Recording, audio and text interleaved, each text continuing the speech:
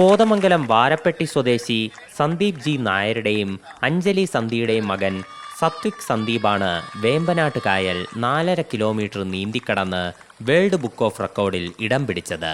Kothamangalam international സ്കൂളിലെ 2ാം class വിദ്യാർത്ഥിയായ സത്വിക് 1 മണിക്കൂർ 35 മിനിറ്റ് കൊണ്ടാണ് ഈ നേട്ടത്തിലേക്ക് എത്തിച്ചേർന്നത്.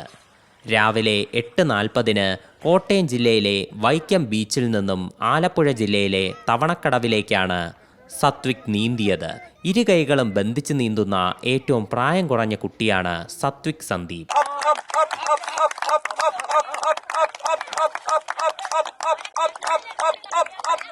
കോതമംഗലം ഡോൾഫിൻ ക്ലബ്ബിലാണ് ഈ 2ാം ക്ലാസ്സുകാരൻ പരിശീലനം പൂർത്തിയാക്കിയത്.